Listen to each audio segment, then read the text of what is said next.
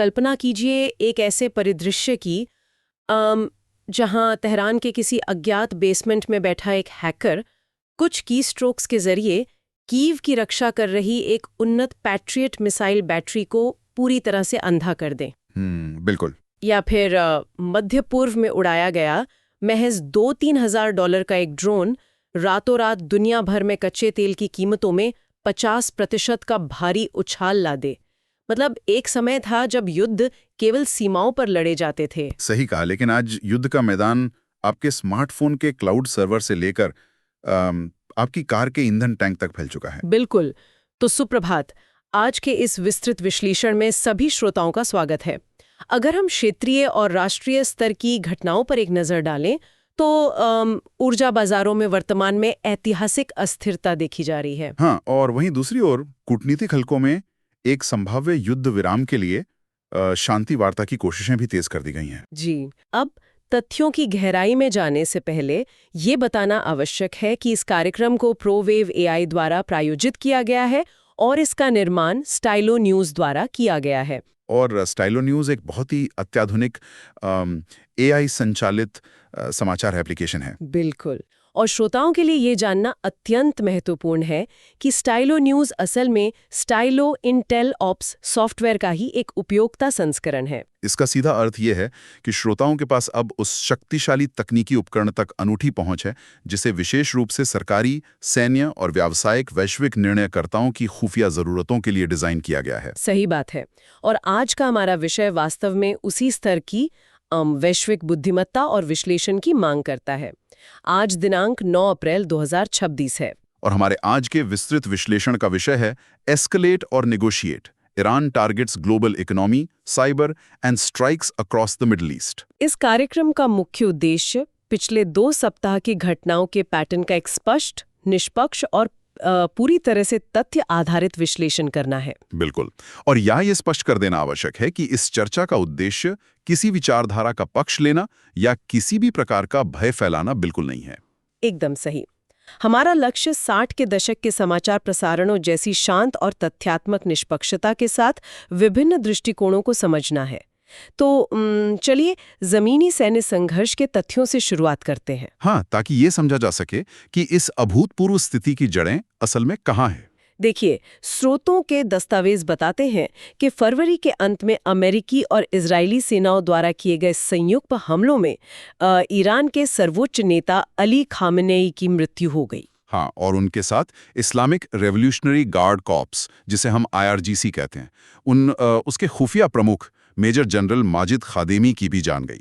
ये एक बहुत बड़ा घटनाक्रम था। मतलब ये एक ऐसा क्षण था जिसने दशकों पुरानी यथास्थिति को पूरी तरह से बदल कर रख दिया। बिल्कुल। इस स्तर के नेतृत्व का नुकसान किसी भी राष्ट्र के लिए एक सीधा प्रहार है और स्वाभाविक रूप से इसके बाद जो जवाबी कार्रवाई हुई उसने इस संघर्ष को एक नए और खतरनाक चरण में धकेल दिया है। और वो जवाबी कार्रवाई केवल बयानों तक तो सीमित रही नहीं। रिपोर्टों के अनुसार ईरान ने इजराइल के पेटा टिकवा, हाइफा और अन्य मध्य क्षेत्रों पर मिसाइल और ड्रोन हमले किए हैं। लेकिन यहाँ जो बात सबसे ज्यादा ध्यान खींचती है वो ईरान के भीतर का हवाई संघर्ष है। हाँ, ईरान का ये दावा है कि उसने अपने हवाई क्षेत्र में कई उन्नत अमेरिकी सैन्य विमानों को मार गिराया है और इन विमानों की सूची कोई छोटी नहीं है। हाँ, इसमें F-15E fighter jet, A-10 वॉरथॉग, F-35 stealth fighter और ब्लैक हॉक हेलीकॉप्टर शामिल हैं। बिल्कुल। ये भी बताया गया है कि एक अमेरिकी पायलट को सुरक्षित बचा लिया गया है जबकि दूसरे की तलाश अभी भी जारी है।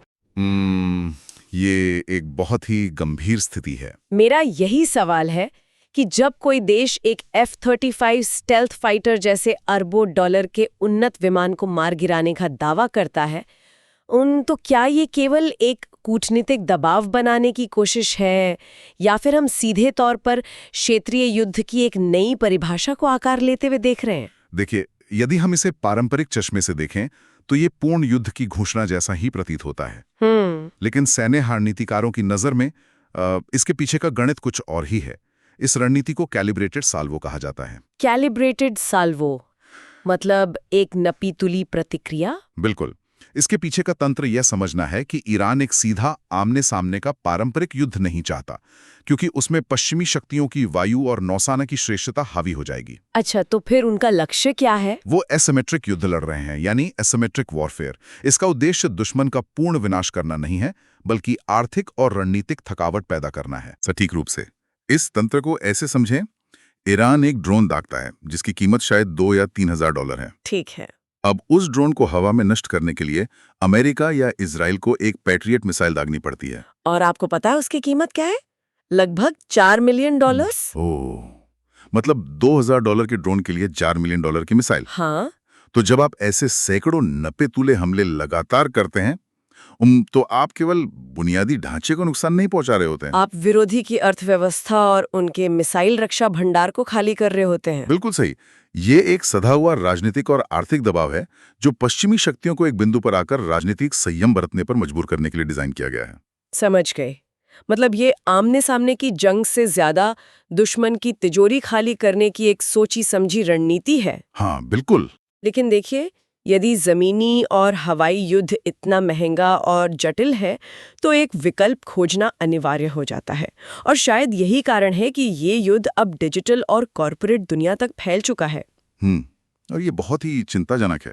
स्रोतों ने पुष्टि की है कि IRGC ने 18 प्रमुख अमेरिकी तकनीकी कंपनियों को मध्य पूर्व के क्षेत्र में वैध सैन्य लक्ष्य घोषित कर दिया है। और ये आधुनिक युद्ध के इतिहास में एक बड़ा बदलाव है। जिन कंपनियों को निशाना बनाने की बात की जा रही है, उनमें एप्पल, माइक्रोसॉफ्ट, गूगल, अमेज़न और ओरेकल शामिल हैं। मतलब ये वे नागरिक ब्रांड हैं जिनका उपयोग आम लोग हर दिन करते हैं।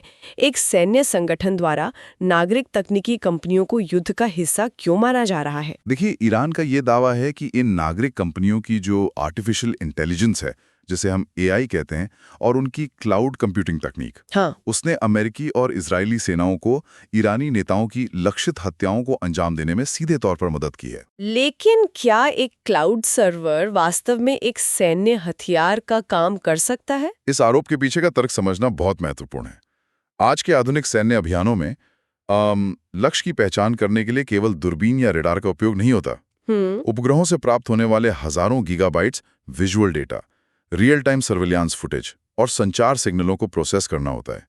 किसी इंसान के लिए ये काम कुछ मिनटों में करना असंभव है। तो यहीं पर ये कमर्शियल क्लाउड नेटवर्क्स और AI काम आते हैं? बिल्कुल। AI कुछ ही सेकंड में भारी मात्रा में डेटा का विश्लेषण करके पैटर्न पहचान लेता है और सटीक निर्देशांक प्रदान कर देता है। तो ईरान का तर्क ये है कि चूंकि ये नागरिक कंपनियां अपनी प्रोसेसिंग क्षमता पश्चिमी एजेंसियों को दे रही हैं, इसलिए वे इस युद्ध में सक्रिय भागीदार बन चुकी हैं। सही कहा। और ये बात केवल बयानों तक सीमित नहीं है। रिपोर्ट बताती है कि बहरीन में अमेज़न के क्लाउड डेटा सेंटर पर एक ड्रोन हमला हुआ है। हाँ, हालांकि दुबई द्वारा ओरेकल डेटा सेंटर पर ऐसे किसी भी हमले की खबरों का स्पष्ट रूप से खंडन किया गया है। लेकिन साइबर स्पेस में ये युद्ध बहुत तेज हो चुका है। ईरान के हंडाला हैकर समूह ने इजराइल की कुलीन सैन्य खुफिया यूनिट 9900 के 50 अधिकारियों का व्यक्तिगत डेटा लीक कर दिया है। और बात सिर्फ इजराइल तक सीमित नहीं है। अमेरिकी FBI निदेशक काश पटेल के ईमेल और लॉकहीड मार्टिन जैसे प्रमुख रक्षा ठेकेदारों पर भी साइबर हमले हुए हैं। यहाँ मैं एक उपमा देना चाहूंगी।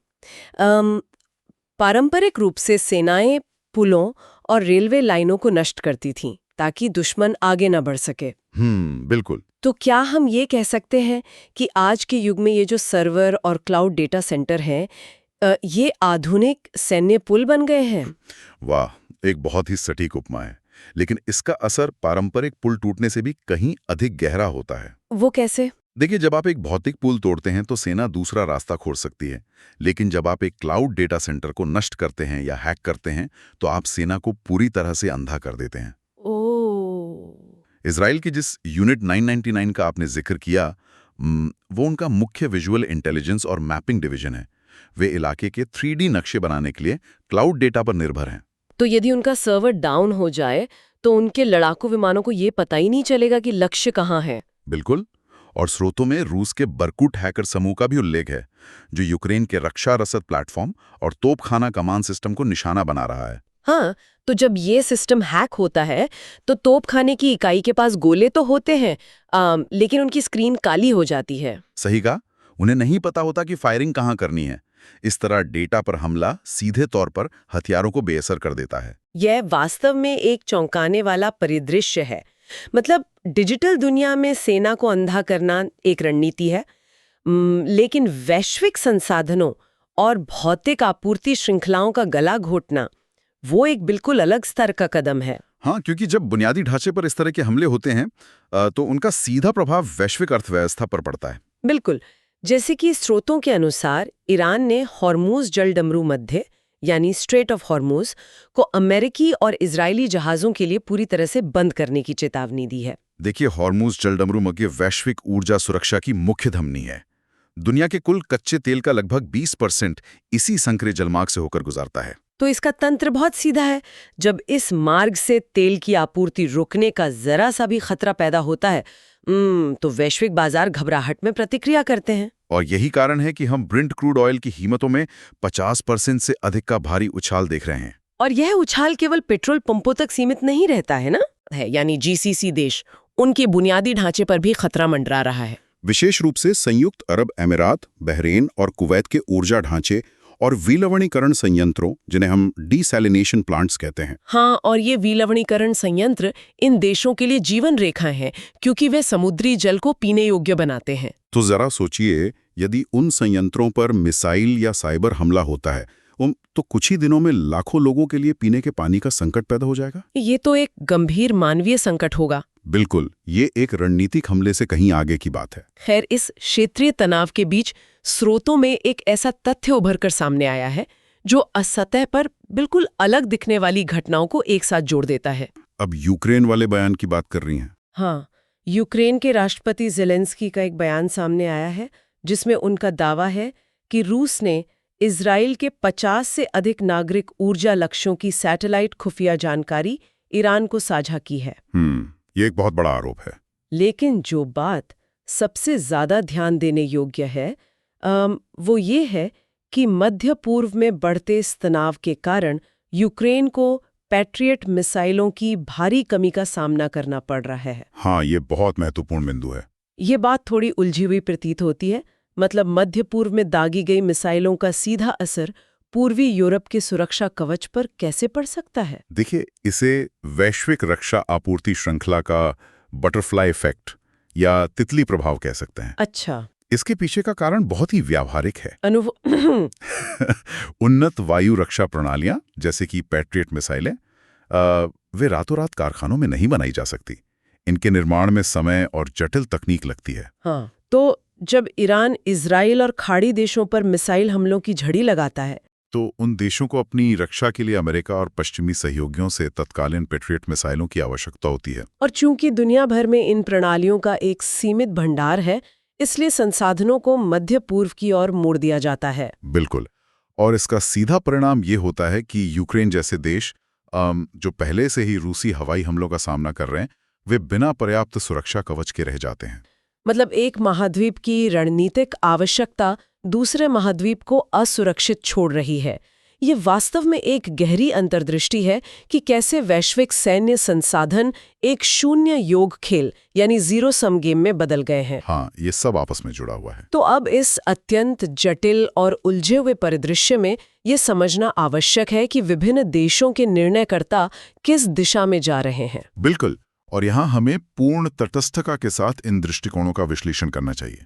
तो सबसे पहले अमेरिकी दृष्टिकोण को देखते हैं, जो वर्तमान में अत्यधिक आक्रामक नजर आ रहा है। स्रोत सामग्री के अनुसार अमेरिकी प्रशासन का रुख बहुत स्पष्ट और सख्त है।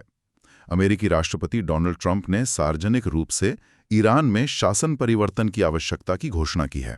हाँ, और उन्होंने स्पष्ट शब्दों में चेतावनी दी है कि यदि ईरान ने हुर्मुज़ जल डमरू मध्य को पारगमन के लिए नहीं खोला तो ईरानी बिजली संयंत्रों और प्रमुख बुनियादी ढांचे को नष्ट कर दिया जाएगा। इसके अतिरिक्त अमेरिकी घरेलू राजनीति के भीतर भी एक कड़ा संदेश दिया गया है। अटॉर्नी जनरल पैम बॉन्डी को अचानक पद से हटा दिया गया है, जिसे प्रशासन के भीतर एक कड़े और आक्रामक दृष्टिकोण के केंद्रीकरण के रूप में देखा जा रहा है। लेकिन इस आक्रामक रुख को लेकर भारी विरोध भी दर्ज किया गया है ना? बिल्कुल।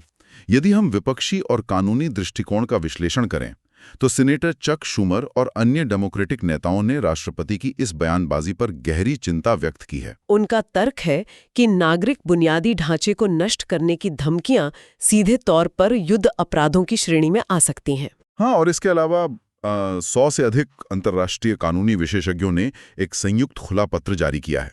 और इस पत्र में स्पष्ट रूप से कहा गया है कि अमेरिका, इजराइल और ईरान तीनों ही पक्षों के हालिया कार्य संयुक्त राष्ट्र चार्टर का सीधा उल्लंघन है। बिल्कुल।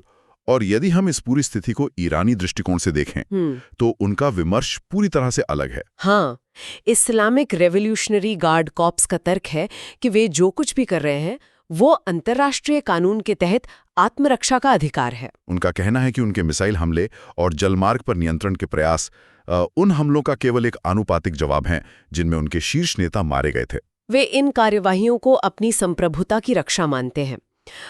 इन दोनों परस्पर विरोधी विमर्शों के बीच अंतर्राष्ट्रीय व्यापार जगत से भी कड़ी चेतावनियां आ रही हैं। आपने वॉरेन बफे का बयान देखा होगा। बिल्कुल।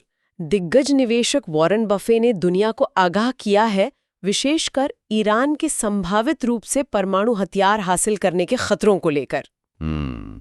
उन्होंने इस वर्तमान स्थिति की तुलना शीत युद्ध के दौर से की है।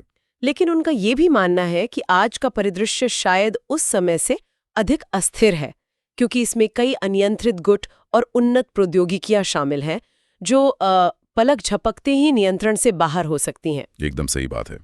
और जब हम सोशल मीडिया के माध्यम से जनमत का विश्लेषण करते हैं तो वहां भी एक स्पष्ट वैचारिक विभाजन दिखाई देता है। हाँ, एक वर्ग ऐसा है जो मानता है कि कूटनीति विफल हो चुकी है और एक सैन्य समाधान ही एकमात्र रास्ता है। वहीं दूसरा बड़ा वर्ग अंतर्राष्ट्रीय कानून के उल्लंघन, मानवीय संकट और एक नए विश्व युद्ध की संभावनाओं को लेकर गहरे भय में है। तो यदि सैन्य समाधान विनाशकारी है और कूटनीति कमजोर दिखाई दे रही है, तो वास्तव में नीति निर्माताओं के सामने क्या विकल्प है? देखिए, यही वो जटिल दुविधा है जिसे एस्केलेट या निगोशिएट कहा जाता है, यानी तनाव बढ़ाना या बातचीत करना।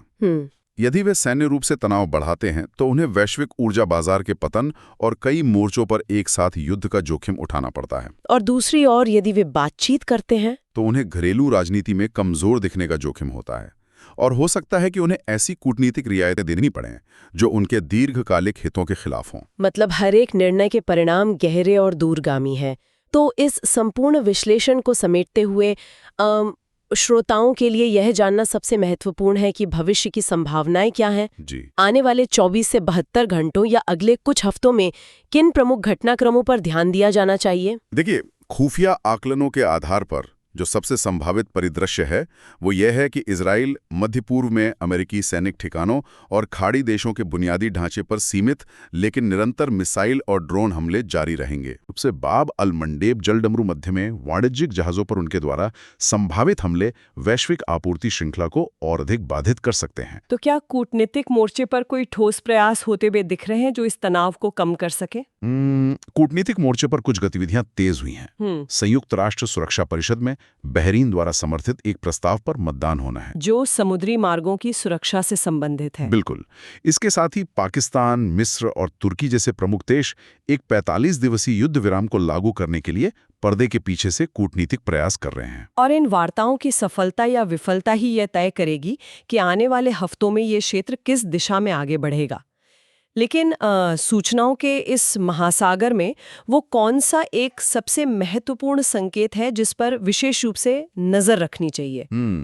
जो सबसे महत्वपूर्ण संकेतक है वो हॉर्मुज़ जलडमरू मध्य की वास्तविक भौतिक स्थिति होगी। धमकियां देना एक बात है, हाँ, लेकिन यदि वास्तव में वहां वाणिज्यिक जहाजों की आवाजाही को सैन्य बल द्वारा भौतिक रूप से रोका जाता है या किसी बड़ी बहुराष्ट्रीय नागरिक तकनीकी कंपनी के डेटा सेंटर पर एक और पुष्ट हमला होता है, तो ये इस बात का निर्विवाद संकेत होगा कि इस संघर्ष ने अपनी सभी पारंपरिक सीमाओं को पूरी तरह से पार कर लिया है। बिल्कुल सही। ये निश्चित रूप से एक बहुत ही गंभीर स्थिति है।